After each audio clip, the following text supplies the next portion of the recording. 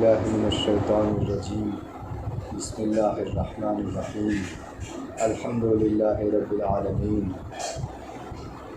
ومن یعظم شعائر اللہ فإنہا من تقوی القلوب۔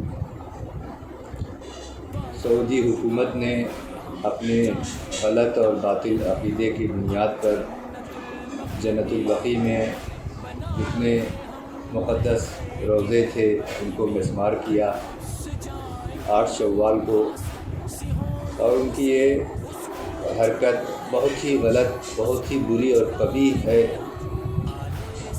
کسی بھی طریقے سے اس حرکت کو جائز نہیں ٹھہرایا جا سکتا۔ ہم سخت الفاظ میں ان کی اس قبیح عمل کو مذمت کرتے ہیں۔ اہل بیت علیہ الصلوۃ والسلام اپنی زندگی میں بھی مظلوم رہے اور مرنے کے بعد، شہادت کے بعد بھی وہ مظلوم رہے۔ یہ سب اللہ کے شاعر ہیں، اللہ کی علامتیں ہیں، جیسے خانہ کعبہ شاعر اللہ ہے، مسجد نبوی، قبر رسول، تمام مسجدیں اللہ کی علامت اور شاعر ہے۔ وَمَن يُعَظِّمْ شَعَائِرَ اللَّهِ فَإِنَّهَا مِن تَقْوَى الْقُلُوبِ۔ قرآن مجید کے حکم کے مطابق جو چیزیں اللہ کی نشانی قرار پائے اس کا احترام واجب ہے۔ ان قبروں کا بھی احترام واجب ہے۔ بہت ہی افسوس ہوتا ہے ان کے عقیدوں پر، ان کی سوچ پر۔ وہ یہ سمجھتے ہیں کہ وہ مٹی اور سیمنٹ اور پتھر کی دیوار ہے، پتھر کی قبر ہے۔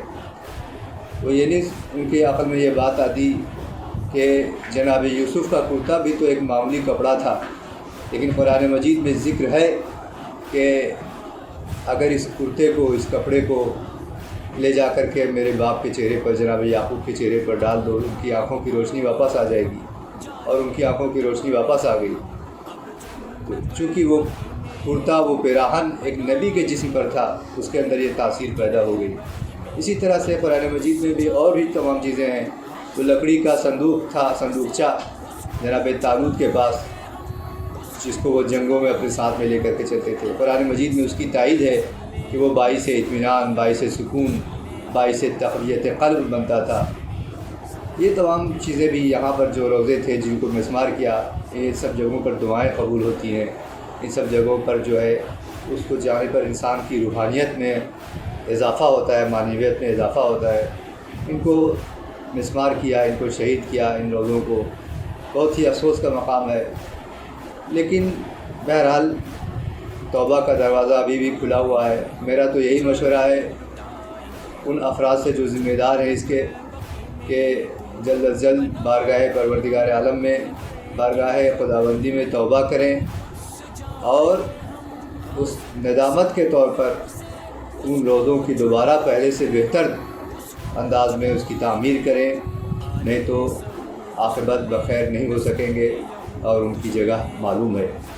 اگر وہ چاہتے ہیں کہ عاقبت بخیر ہوں اور روز محشر پیغمبر اکرم کو منہ دکھا سکیں، اپنا چہرہ دکھا سکیں، تو ان کو چاہیے کہ جلد از جلد توبہ کریں اور ان روضوں کو دوبارہ پھر سے پہلے سے بہتر طریقے سے اس کو بنائیں۔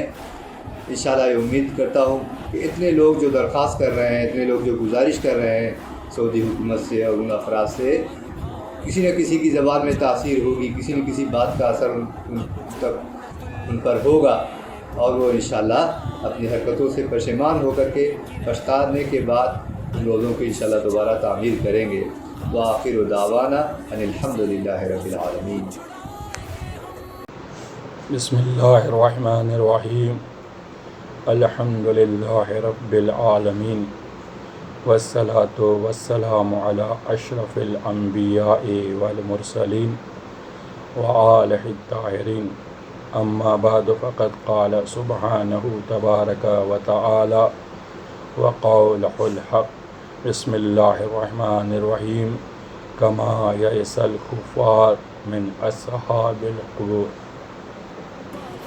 عاشقان حیدر کرار، موالیان اہم اطہار، آج کی تاریخ 8 شوال المکرم، آج سے 95 سال قبل 1344 ہجری 1926 میں آل سعود، آل نحوس، آل یہود نے بنت رسول شہزادی کونین صدیقہ طاہرہ حضرت فاطمہ زہرا سلام اللہ علیہا کی قبر کو توڑ دیا اور ہمارے 4 اماموں کی قبر کو بھی مسمار کر دیا۔ انہدام بقیع کی تاریخ جب آتی ہے ہماری آنکھیں اشکبار ہو جاتی ہیں، ہمارا دل رونے لگتا ہے اور بس ایک ہی آواز نکلتی ہے، عجل الی ظہورک، عجل الی ظہورک، امام وقت جلد تشریف لائیے اور شہزادی کونین کے روضے کی تعمیر جلد سے جلد کیجیے، اب برداشت کے قابل نہیں ہے۔ یقیناً وہ باپ جس نے اپنی بیٹی کے اس قدر فضائل بیان کیے، اپنی بیٹی کا اس قدر احترام کیا کہ جب بھی فاطمہ بزم رسالت میں آتی ہیں رسول کھڑے ہو جاتے ہیں، اپنے پہلو میں جگہ دیتے ہیں، اپنی مسند پہ بٹھاتے ہیں، ہاتھوں کا بوسہ لیتے ہیں۔ وہ باپ یہ کیسے قبر میں برداشت کر رہا ہے کہ اس کی بیٹی کا روضہ منہدم ہو گیا ہو، اس کی قبر پہ کوئی سایہ نہیں ہو، اس کا کوئی زائر نہیں ہو، اس کی قبر پہ کوئی فاتحہ پڑھنے والا اور چراغ روشن کرنے والا نہیں ہو۔ یقیناً وہ باپ اس قدر محزون ہوگا کہ جس کو الفاظ میں بیان نہیں کیا جا سکتا۔ تنویر یہ آتی ہے صدا قبر نبی سے، تنویر یہ آتی ہے صدا قبر نبی سے، زخمی ہے میرا دل کوئی مرہم تو لگا دے۔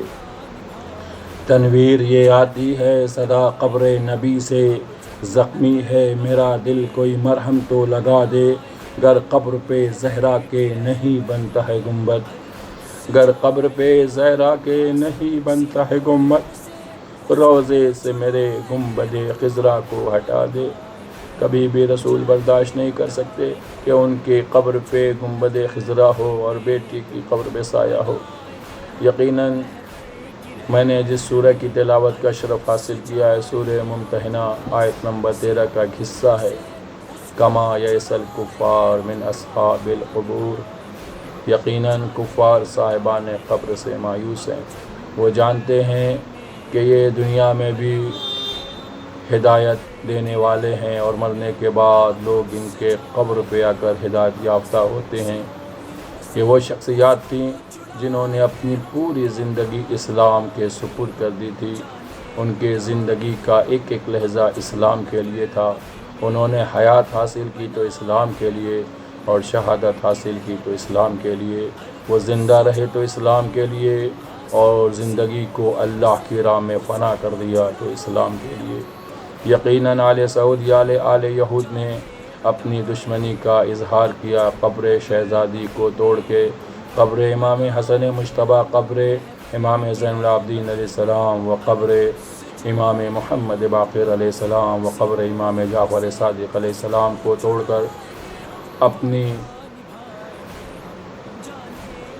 توڑ کر شہزادی سے اور آل رسول سے جو دل میں کینہ تھا اس کا اظہار کر دیا۔ پہلا وہ ظالم جس نے پہلو زہرا کو شکستہ کیا، پہلو بھی شکستہ ہے، تربت بھی شکستہ ہے، اس نے شہزادی کے پہلو کو توڑا اور اسی کے نسل کا خبیث لعین غلیظ پلید نجس آل سعود نے